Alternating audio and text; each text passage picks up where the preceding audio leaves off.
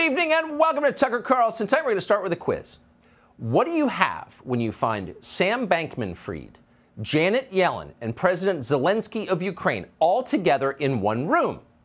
A federal grand jury proceeding? That would be a good guess.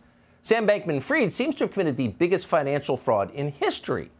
As the chair of the Federal Reserve, Janet Yellen bears direct responsibility for the destruction of the entire U.S. economy. President Zelensky, meanwhile, sits atop a money laundering scheme so brazen that Democrats won't even allow it to be audited. So yes, these are three people who could badly use a federal investigation, but they're not getting one. Instead, they're being celebrated, held up as uniquely fascinating people by the New York Times. In case you missed it, today was the annual Deal Book Summit. That's a money-making event the newspaper advertises as a symposium with, quote, top business leaders. Tickets went for $2,500 apiece. Sam Bankman-Fried, Janet Yellen, and Volodymyr Zelensky were all there, apparently in their capacity as top business leaders. Thank you so very much, exclaimed the moderator, Andrew Ross Sorkin, when Sam Bankman-Fried finished speaking. Thank you, Sam Bankman-Fried, everybody! And with that, the audience applauded heartily. New York Times readers were clearly impressed by the Democratic mega-donor Sam Bankman-Fried, who also happens to be one of the most prolific thieves of all time. But whatever, he seemed like a nice kid. It was a pretty amazing display. But what's most interesting about an event like this is not what it tells us about the guests. At some point, history will render its judgment about them, but what it tells us about the people who invited the guests. If it's okay to treat Sam Bankman-Fried like just another naughty celebrity, Sam Bankman-Fried, everybody, applause, applause, applause. If you can do that, then who's off limits? Who's beyond the pale?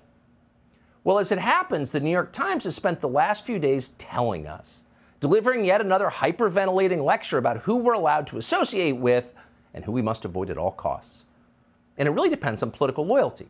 Some people, the New York Times has explained, have views that are so reprehensible, these people are physically off limits. You cannot be in the same room with people like that. You can't talk to them. You can't ask them questions. Their opinions are like smallpox, communicable and deadly. These are the thought criminals, and thought crimes are the only crimes that matter. Other crimes, not such a big deal. Murder and rape and carjacking, nah. As the New York Times has often told us, people who do those things are the victims of your racism, so they deserve compassion. So, by the way, do good liberals who stray outside the lines. Good liberals can always be forgiven, even when the things they've done are objectively very, very bad, like tanking the U.S. economy, or stealing billions from investors and using it to buy Bahamian real estate, or bringing the entire world to the brink of nuclear war and getting rich while you do it. Liberals can still do these things, and you can still heartily applaud them because in the end, you know their hearts are in the right place. They believe the right things. So with that in mind, it probably is not a surprise that no one at the New York Times bothered to ask Zelensky today where exactly all the money has gone. No one demanded an accounting of the billions of your tax dollars that seem to have disappeared into the pockets of Ukrainian oligarchs in tracksuits, because asking would have been rude. He was our guest. So instead, the New York Times gave Zelensky an opportunity to demand much more of your money, which, of course, he promptly took. Here's part of it.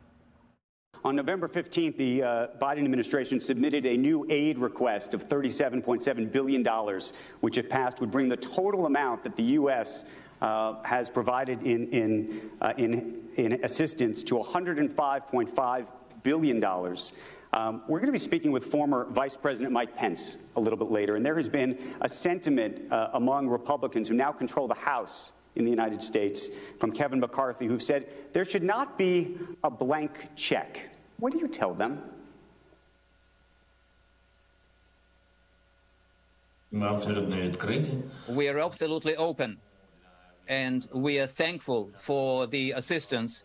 It's not quite correct to speak about 100 billion as a value of the war for the United States. The value is lives of people. If Ukraine does not stand through this war, the war will spread into other territories and maybe even to other continents. For, our people is the biggest value. Tell me how much our people cost. I don't know.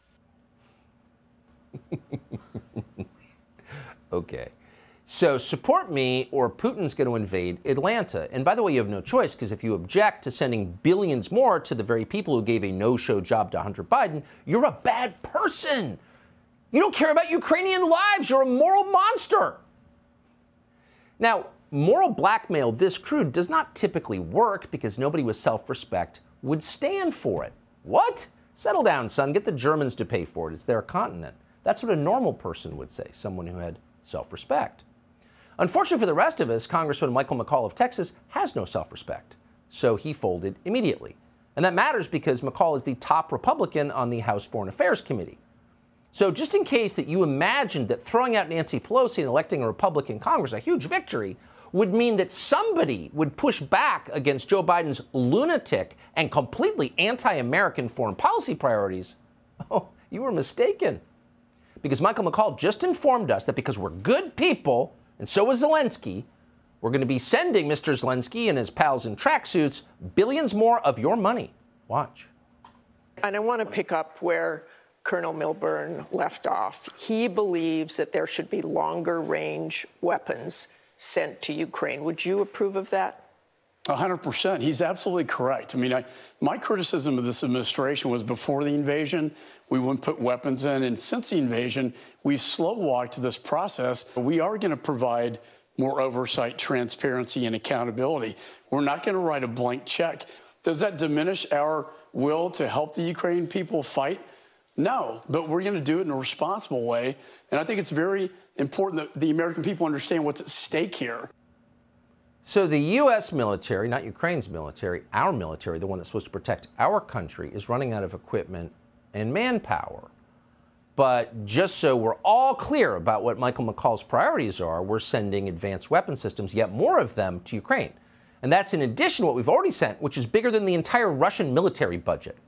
So if that's not insulting enough, and of course the point of this is to insult you and to degrade you and to make you fully aware that your country's interests come last because you come last on the list of priorities, they're going farther than that. We've also decided to pay Ukraine's energy bills. Now, it's kind of odd that we're doing that at a time when we have our first real energy crisis since the mid-1970s.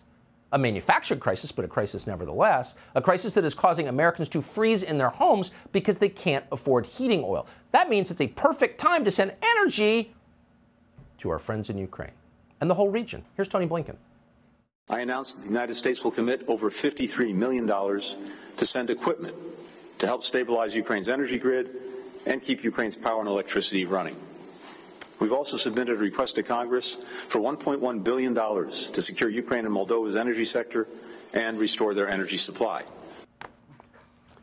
So why is this continuing when, of course, Joe Biden could call Zelensky, who effectively works for him, I mean, close family connections there, of course, his son worked in Ukraine, could call Zelensky and say, no mas.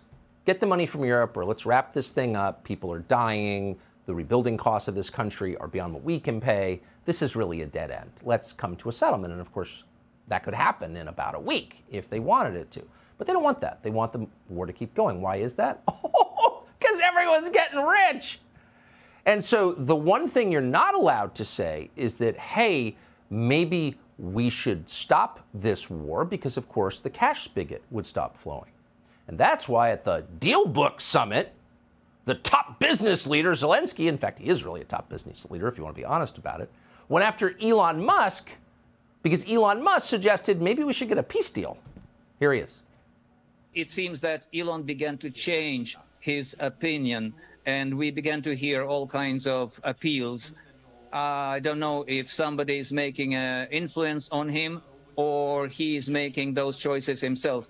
I always say very openly, if you want to understand what Russia has done here, come to Ukraine and you will see this with your own eyes without any extra words. And after that, you will tell us how to end this war, who started it, and when we can end it. Oh, all perfectly reasonable. Can't have peace, send more billions. So what's interesting is that this last few days has been like the few days before that. There's been a lot of moral outrage in Washington about bad ideas. And of course, some ideas are bad on both sides, for sure. But ideas aren't criminal. Actions are criminal. And as always, the real criminals are getting away with it and getting richer in the process.